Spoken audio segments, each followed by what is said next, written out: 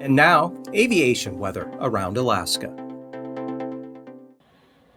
Friday morning's flying weather graphic showing 3 areas of IFR here, one over the southeast Bering Sea into the Alaska Peninsula, larger one up here covering the North Slope and most of the Arctic coast, and the third one here from about Yakutat right on down the southeast coast. Marginal VFR infiltrating areas of southern Alaska here with good VFR in the interior on out toward the west coast, and the Bering Sea mostly marginal as well as the Aleutians. For the afternoon, not much change out here, maybe going VFR for the Adak-Atka area, but the central part of the state staying pretty good, open VFR flying conditions there. IFR now for the eastern Arctic coast down to the North Slope and toward the eastern Brooks Range. And now some IFR showing up and beginning to move in on the North Gulf Coast here, Montague Island, eastward, covering all of the Panhandle. And for Saturday morning, IFR up there from the Brooks Range out to the Arctic coast once again, maybe around Denali Park here in the Alaska Range, could be some IFR there. And IFR still for the southeast coast, not much change elsewhere, marginal out over the Bering Sea. And again, areas of marginal VFR across portions of southern Alaska. That pretty much holds into Saturday afternoon. Marginal VFR here across the southern interior, but not too bad. Cook Inlet, Susitna Valley, right on down to Kodiak Island, North Gulf Coast, VFR into the Copper River Basin, and some IFR there over the northern and eastern southeast coast, and marginal VFR, Brooks Range out to the Arctic coast, a little bit of IFR there near Point Lay on the western Arctic coast, but not too bad, and stays mostly marginal out there to the west.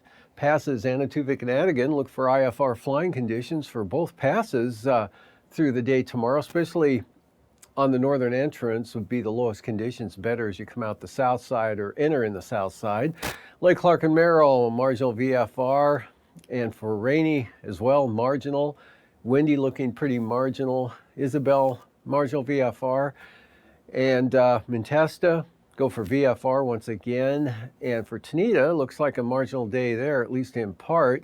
And for Portage, mostly marginal VFR. Chilkoot and White, IFR. Freezing levels here, 2,000 to 4,000 feet right across the Brooks Range there.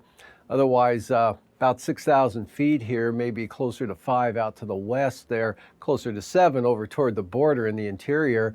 Southeast coast, 8,000 to 10,000 feet and 4,000 to 6,000 feet along the Aleutians.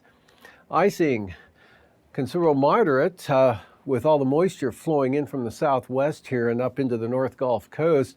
Look for considerable moderate icing here from Turnagain Arm eastward all the way down across the southeast coast. Otherwise, isolated moderate possible in areas here, the yellow shaded area, all the way out to the eastern Bering Sea and northward in toward the central interior. And the jet stream here showing pretty good westerlies, 130 to 150 knots just south of the central Aleutians, diving off the chart, reappearing here out of the southwest, carrying a lot of moisture up into the southeast coast. So that's definitely a wet weather pattern for the Panhandle here coming up as we move into the weekend, actually as we move into tomorrow. Southwesterlies 55 knots there, north to northwest at about 40 knots for the eastern central Aleutians, and some 40 knotters clipping the far eastern Arctic coast, and about 30 knots up in that area there. Otherwise, a narrow band of 25 to 35 knot winds here coming down up to 45 knots as they come down around to the Alaska Peninsula. And again, southwest flow here, all elevations, 30 to 45 knots, bringing all that wet weather into the Panhandle.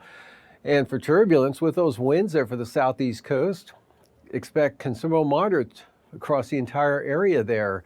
And also along the western Alaska Peninsula and the Fox Islands, looks like a pretty bumpy day tomorrow as well. Otherwise, light to isolated moderate turbulence possible here, mechanical type for the Bering Strait to St. Lawrence Island, and maybe even the eastern Arctic coast.